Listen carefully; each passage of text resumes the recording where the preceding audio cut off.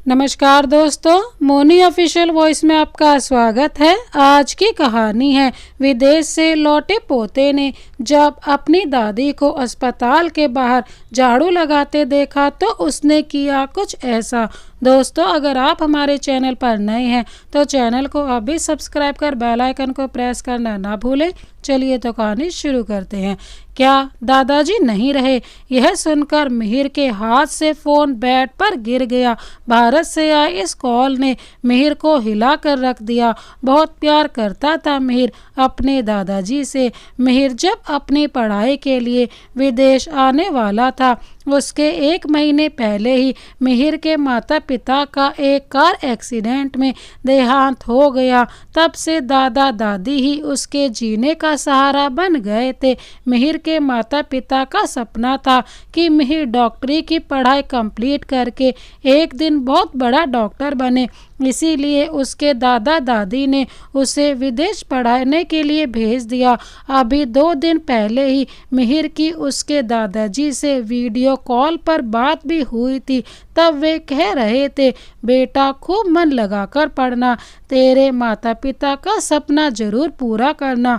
मिहिर को अपने दादाजी की कही हुई एक एक बात याद आ रही थी। वे कह रहे थे, जाने मैं कितने दिन और रहूं, मुझे कुछ हो गया तो तेरी दादी का ख्याल भी तुझे ही रखना है। तू मेरा प्यारा पोता है। दादाजी का चेहरा याद कर मिहिर की आंखों से झरझर आंसू बरस पड़े। मगर ये कैसी विडंबना कि वह दादाजी के अंतिम संस्कार पर भी नहीं पहुंच सकता। अभी उसकी पढ़ाई में 1 साल और बाकी था, इसलिए उसे बीच में भारत जाने की परमिशन नहीं मिल सकती थी। मिहिर के पास आज दादाजी की यादों के अलावा कुछ ना था, क्योंकि अंतिम बार दादाजी के दर्शन करना भी उसके नसीब में ना था। दादाजी के गुजरने के बाद मिहिर पूरी तरह से टूट चुका था और दादाजी की यादों से निकलने में मिहिर को काफ़ी समय लग गया।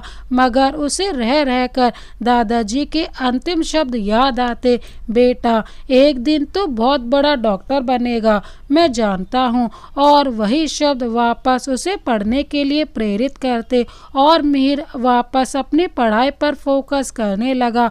आखिर आज मिहिर की MBBS की पढ़ाई पूरी हो चुकी थी और पूरे 6 साल बाद वह भारत जाने वाला था। सबसे ज़्यादा चाह उसे अपनी दादी से मिलने की थी। फ्लाइट में बैठे बैठे मिहिर अपनी दादी के बारे में सोचने लगा। जब दादी मुझे यूं अचानक इंडिया आया देखेंगी तो नाच पड़ेंगी, और जब दादी को पता चलेगा कि मैं बहुत बड़ा डॉक्टर बन गया हूं तो मोहल्ले भर में पेड़े बांटेगी मेरी दादी। मिहिर का वक्त यादों में ही बीत गया और कब भारत आ गया उसे पता ही ना चला। घर पहुंचते ही मिहिर ने जैसे ही डोर बेल बजाई उसके भतीजे ने दरवाज़ा खोला। पहले तो भतीजे ने मिहिर को पहचाना ही नहीं, मगर जैसे ही मुस्कुराकर मिहिर ने जेब से चॉकलेट निकालकर सोनू के हाथ में दी, सोनू चाचू चाचू कहकर मिहिर से लिपट गया। सोनू की आवाज़ सुन मिहिर के भाभी कामनी रसोई से चिल्लाते हुए आई, क्या हुआ सोनू, क्यों हल्ला मचा रहा है? जैसे ही कामनी ने अपने देवर मिहिर को सामने देखा उसके चेहरे की हवाइयाँ उड़ गईं और वह बोली, देवर जी आप यूं अचानक, ना कोई फ़ोन ना खबर आने की, पहले बताया होता तो तुम्हारे भैया को एयरपोर्ट लेने भेज देती और तुम तो थोड़े दिन वहीं रहकर ट्रेनिंग करने वाले थे ना। मिहिर हंसकर बोला, अरे भाभी सांस तो ले लीजिए, एक साथ इतने सारे सवाल।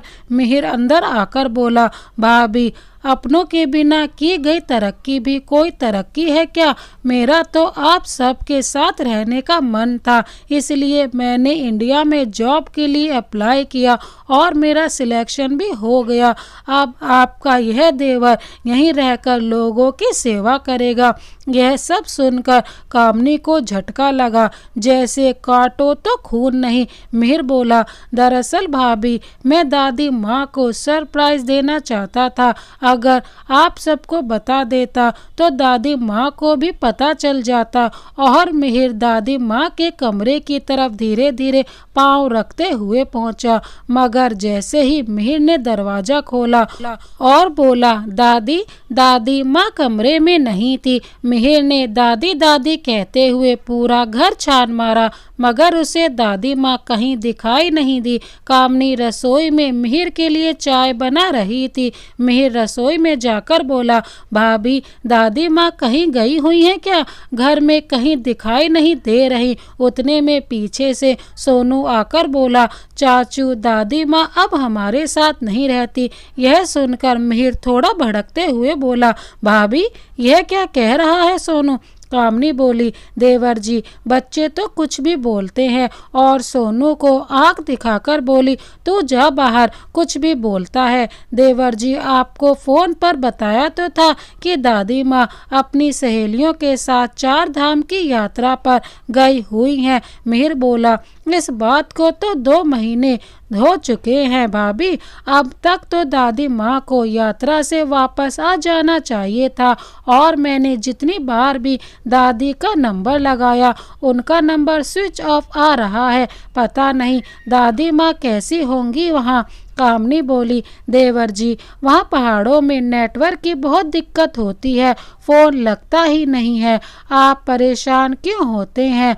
अभी 2 दिन पहले ही उनका फ़ोन आया था, कह रही थी अभी उनको आने में 1 महीना और लग जाएगा।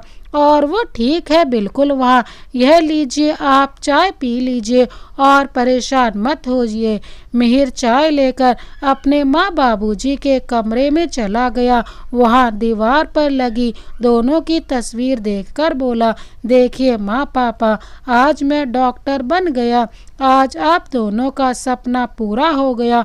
और उसे वह दिन याद आ गया जब विदेश पढ़ने जाने के लिए उसका पासपोर्ट बनकर आ गया था। माता पिता को एक तरफ बेटे के डॉक्टर बनने का सपना पूरा होने की खुशी थी और दूसरी तरफ बेटे से बिछड़ने का गम। मगर मिहिर कहाँ जानता था कि उसके विदेश जाने से पहले ही उसके माता पिता हमेशा हमेशा उससे बिछड़ जाएंगे।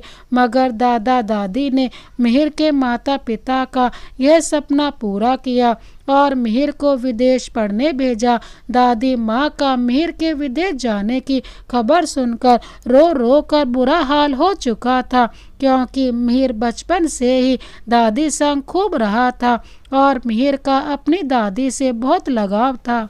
मिहिर दादी का लाडला पोता था। दादी माँ के हाथ से ही खाना खाता, उनके साथ पार्क जाना, रात को उनके पास सोकर कहानियाँ सुनना। दादी माँ मिहिर के जाने से दुखी तो थी, मगर फिर भी उसे हौसला देते हुए बोली थी, बेटा, भगवान करे तू जब तक वापस लौटे तेरी यह दादी वह दिन देख पाए। मिहिर की आंखों से भी झरझर आंसू बहने लगे थे।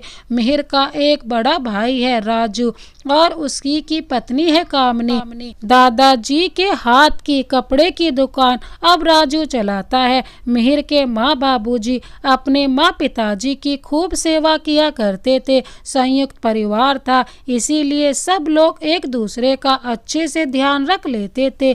मिहिर की माँ सरोजनी देवी की तबीयत भी कुछ सही नहीं रहती थी और दादी माँ भी हमेशा छड़ी के सहारे ही चलती थी। मगर फिर भी जहाँ प्यार होता है वहाँ सहयोग भी होता है। सभी एक दूसरे का सहारा बनकर जीवन निकाल रहे थे। मगर मिहिर के माँ बाबूजी की मृत्यु के बाद सारी जिम्मेदारियां का बोझ मिहिर के दादा दादी पर आ गया था। मिहिर के विदेश जाने से पहले उसकी दादी माँ ने उसके गले में श्री कृष्ण जी का लॉकेट पहनाया था और रोते हुए कहा था, बेटा यह हमेशा अपने गले में बांधे रखना मेरे कान्हा जी, वहाँ अनजान देश में हमेशा तुम्हारा साथ देंगे।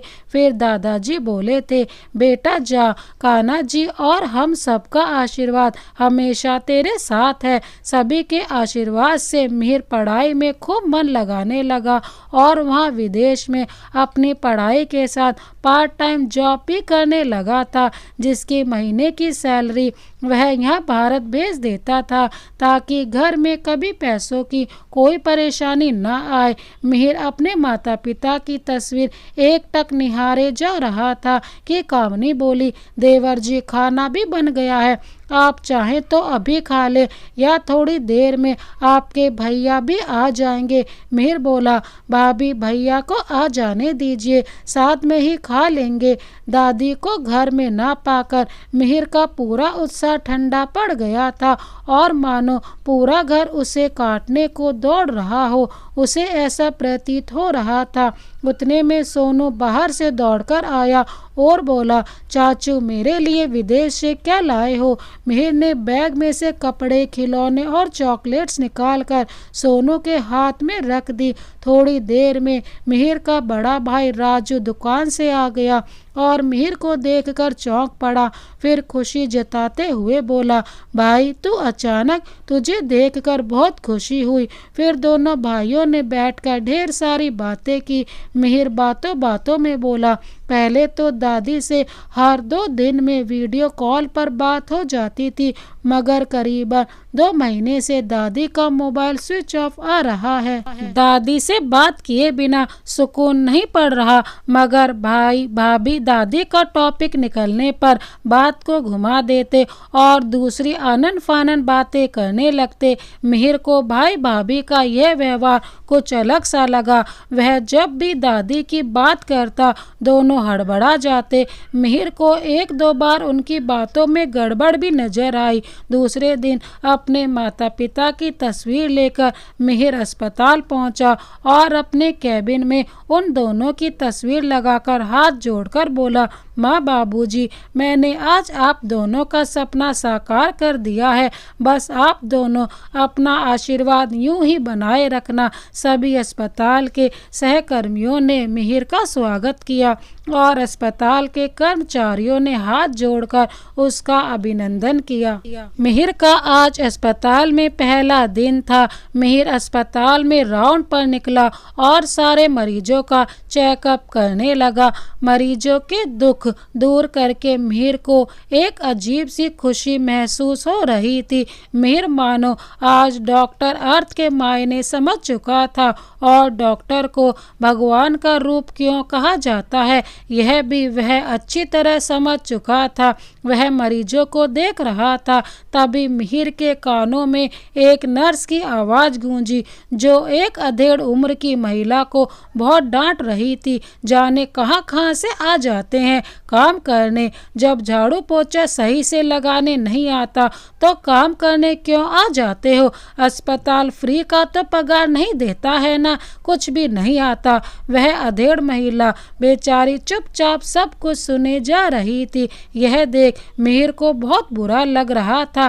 पीछे से वह महिला मिहिर को कुछ जानी पहचानी लगी। मिहिर जैसे ही पास जाते जा रहा था उसकी दिल की धड़कनें बढ़ने लगी। उसे लगने लगा कि उसकी दादी यहाँ कैसे हो सकती है, जरूर यह उसका भ्रम है। मगर जैसे ही मिहिर ने उस अधेड़ महिला का चेहरा देखा वह चौंक गया।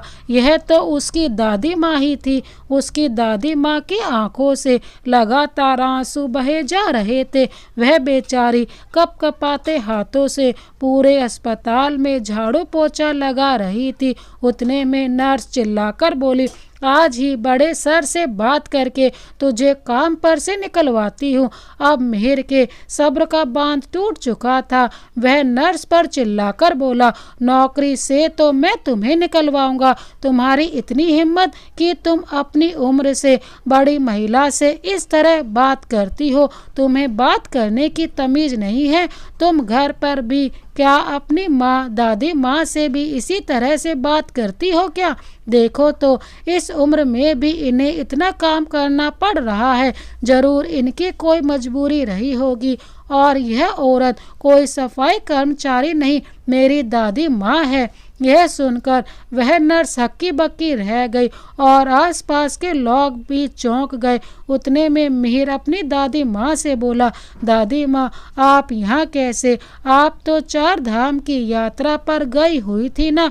अपने पोते को देखकर दादी माँ ने अपने हाथ से झाड़ू पोंछा नीचे फेंक दिया और अपने पोते के चेहरे को सहलाकर उसे ढेरों आशीर्वाद देने लगी। अपनी दादी माँ को ऐसे हाल में देखकर मिहिर के मन में ढेरों सवाल उठ रहे थे। वह दादी माँ को अपने केबिन में ले जाकर बोला, दादी माँ, आप बिल्कुल चिंता मत कीजिए, अब आपका यह पोता आ गया है। मिहिर ने अपनी दादी माँ को पीने के लिए पानी दिया, फिर बोला, दादी माँ, आप तो 4 धाम की यात्रा के लिए गई हुई थी ना?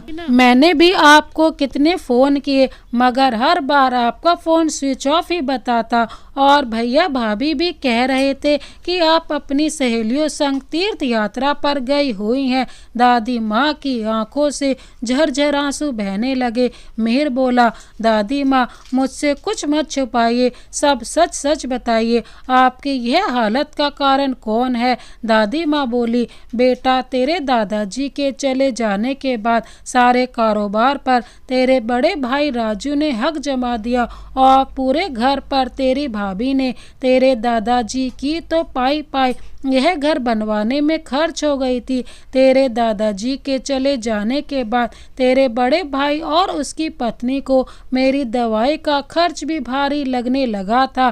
कामनी एक दिन मुझसे बोली, इस घर में रहना है तो सारे काम करना पड़ेगा, खाना और दवाई मुफ्त में नहीं मिलेगा। मैंने भी कामनी की हाँ में हाँ मिला दी और उसके बाद से कामनी मुझसे घर का झाड़ू पोछा बर्तन कपड़े सब काम करवाने लगी। वह सिर्फ अपने पति और बच्चों का खाना बनाकर चली जाती। मैं दिन भर घर के सारे छोटे मोटे काम करती रहती। इसके बदले में मुझे 2 टाइम का खाना मिल जाता। पहले शुरुआती दिनों में मुझे 2 समय का खाना मिल जाता, मगर उसके बाद मुझे हाथ जोड़ जोड़ कर बहू से खाना मांगना पड़ता।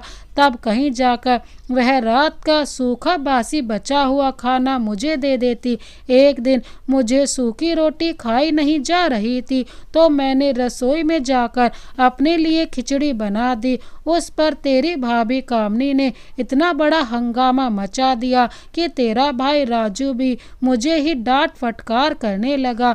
दोनों ने मिलकर मुझे एक कमरे में बंद कर दिया और बोले, वैसे भी तुम्हारी इस घर को कोई ज़रूरत नहीं, अगर तुम अंदर रहकर मर भी जाओ तो हमें कोई फर्क नहीं पड़ेगा। दादी माँ यह बोलकर जोर जोर से रोने लगी। मिहिर बोला, दादी माँ, और क्या क्या किया भैया भाभी ने आपके साथ? मुझे आज सब खुलकर बताइए। दादी माँ बोली, मुझ पर जो गुजरी है बेटा मैं ही जानती हूँ।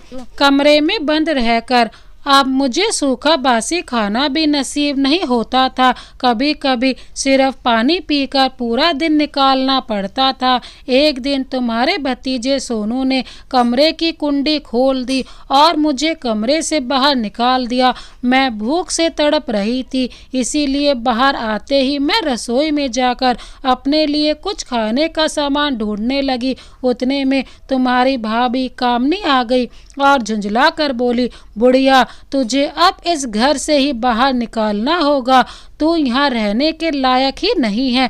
उसने तुम्हारे भाई राजू को आवाज़ लगाई और बोली, इस बुढ़िया को जल्द से जल्द वृद्ध आश्रम भेजना होगा। मैं अब इस बुढ़िया को एक पल भी इस घर में बर्दाश्त नहीं कर सकती।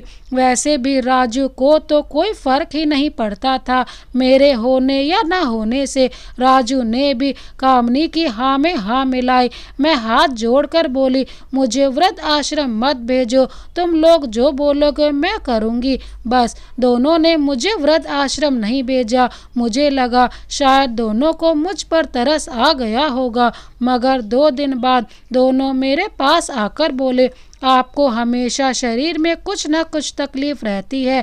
मेरा दोस्त पास के ही शहर दिल्ली में बहुत बड़ा डॉक्टर है। चलिए, मैंने उससे अपॉइंटमेंट ली है। हमें वहाँ 2-3 दिन लग जाएंगे, इसीलिए अपने कपड़े बैग में भर लीजिए और ज़रूरत का सामान भी ले लीजिएगा।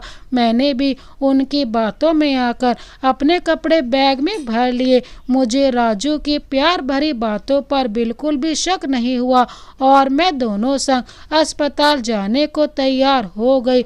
वहाँ दोनों मुझे अस्पताल के बाहर बेंच पर बैठाकर बोले, हम अभी आते हैं। कहकर आए ही नहीं। मैं 2-3 घंटे राह देखती रह गई, मगर बाद में समझ गई यह मुझसे पीछा छुड़ाने की तरकीब थी। दोनों मुझे इस अनजान शहर में भीख मांगने के लिए अकेला छोड़कर चले गए थे। तेरे भाई ने तेरी भाभी के मुंह से निकली बात को सच कर दिखाया था। मैं वहीं बैठकर रोने लगी क्योंकि मेरे पास बहुत ज़्यादा पैसे नहीं थे। सिर्फ गले में एक सोने की चैन पहनी हुई थी। अस्पताल के कर्मचारियों ने मुझे रोता हुआ देखकर मुझसे मेरी व्यथा पूछी। जब मैंने उन्हें अपनी पूरी कहानी बताई तो वह बोले, माँ जी, आप बुरा ना माने तो आप यहाँ अस्पताल में नौकरी कर लीजिए, इससे आपको रहने और खाने की सुविधा मिल जाएगी। मैंने भी उनकी बात मान ली, जिससे मुझे हॉस्पिटल द्वारा रहने को क्वार्टर मिल गया और 2 समय खाने को मिल जाता। अपनी सोने की चैन बेचकर मैंने क्वार्टर में थोड़ा घर संबंधी सामान खरीदा ताकि मैं कभी कभी वहाँ अपने हाथ का बना खाना खा पाऊँ। यह सब सुनकर मिहिर को अपने भाई भाभी पर बहुत गुस्सा आ रहा था। उतने में मिहिर की दादी माँ बेहोश हो गई। मिहिर ने दादी माँ के चेहरे पर थोड़ा सा पानी छिड़का और उन्हें होश आया। एक कर्मचारी से कहकर मिहिर ने दादी माँ के लिए जूस मंगवाया और दादी माँ को जूस देते हुए बोला, दादी माँ, जितने दुख सहन करने थे आपने कर लिए, अब दुख सहने की बारी भैया और भाभी की है। अब आपका दूसरा बेटा आ गया है जो आपके ऊपर हुए सारे जुल्मों का बदला लेगा। अब आप बिल्कुल भी चिंता मत कीजिए, अब तक जो हुआ सो हुआ। सबसे पहले तो हम अपने घर चलेंगे। घर जाने की बात सुनकर दादी माँ थोड़ा डर गई क्योंकि वह उस माहौल में वापस नहीं जाना चाहती थी। उनमें और अपमान सहने की शक्ति नहीं थी। दादी माँ को घबराया हुआ देख मिहिर बोला, दादी माँ, आप बिल्कुल भी चिंता मत कीजिए, वह घर दादाजी ने बनवाया है। वह लोग कौन होते हैं आपको घर से निकालने वाले? घर से निकलेंगे वह लोग जो आपके घर में रह रहे हैं। आप अपने ही घर में जाने से घबराइए मत। अब आपका यह पोता आ गया है जो आपको आपका हक दिलाकर रहेगा। अपने पोते की बात सुनकर दादी माँ की आंखों से झरझर आंसू बह रहे थे। मिहिर बोला, चलिए गाड़ी में बैठिए और मेरे साथ घर चलिए। मिहिर ने अपनी दादी माँ को अपनी गाड़ी में बैठाया और घर की तरफ चल पड़ा। अपने भाई भाभी को सबक सिखाने हेतु दादी माँ को गाड़ी में बिठाए रख वह घर में अकेला घुसा। घर में उसके भैया भाभी की दोस्तों संग पार्टी चल रही थी। म्यूजिक तेज आवाज में बज रहा था। सबसे पहले मिहिर ने म्यूजिक बंद किया तो उसकी भाभी कामनी झुंझला कर बोली, यह क्या बदतमीजी है देवर जी। मिहिर बोला, पहले मुझे यह बताइए कि दादी माँ कहाँ है, मुझे उनसे बात करनी है अभी। राजू बोला, तुम्हें कितनी बार बताएं, वह तीर्थ यात्रा पर गई हैं। मिहिर बोला, 3 महीने तक कौन सी तीर्थ यात्रा चलती है भैया, और कितना झूठ बोलोगे आप लोग मुझसे।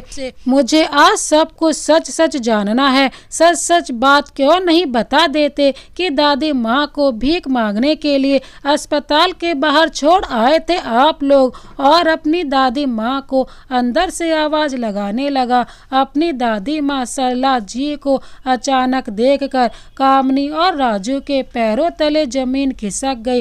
राजू के सारे दोस्त यह सब सुनकर अवाक रह गए और उनमें से एक दोस्त बोला, मुझे तुझसे ऐसी उम्मीद नहीं थी राजू, जो बड़ों का सम्मान ना कर सके। ऐसा मेरा दोस्त नहीं हो सकता। सभी दोस्तों ने हामी भरी और सारे दोस्त उसी वक्त राजू का घर छोड़कर चले गए।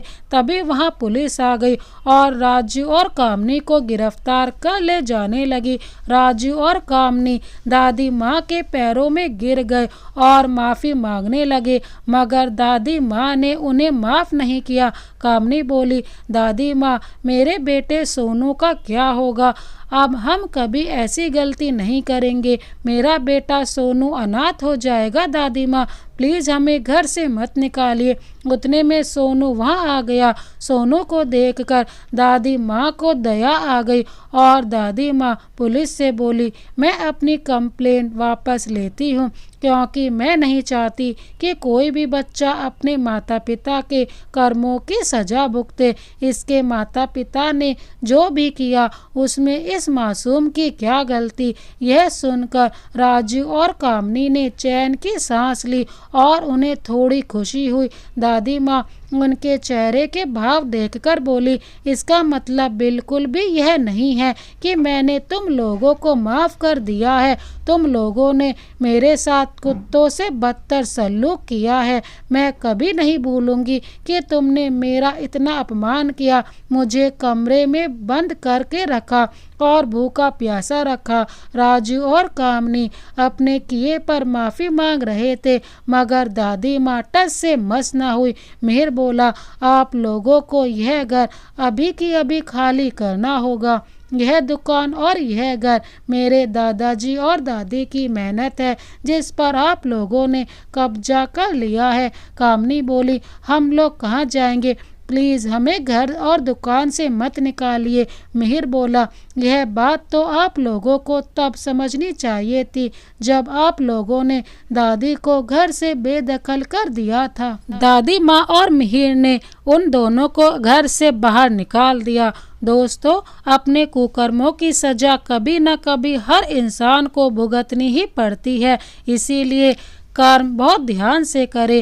क्या मिहिर ने अपने भाई भाभी को सजा दिलवाकर सही किया? क्या दादी माँ ने अपने बड़े बेटे पोते को माफ़ी ना देकर सही किया? हमें कमेंट बॉक्स में ज़रूर बताएं। इस कहानी को अंत तक देखने के लिए आपका बहुत बहुत धन्यवाद। इस कहानी के बारे में आपकी क्या राय है, प्लीज़ कमेंट ज़रूर कीजिएगा। इसी तरह की अन्य कहानियाँ देखने के लिए हमारे चैनल को अभी सब्सक्राइब कर बेल आइकन को प्रेस करना ना भूलें। Thank you so much. Vande Mataram.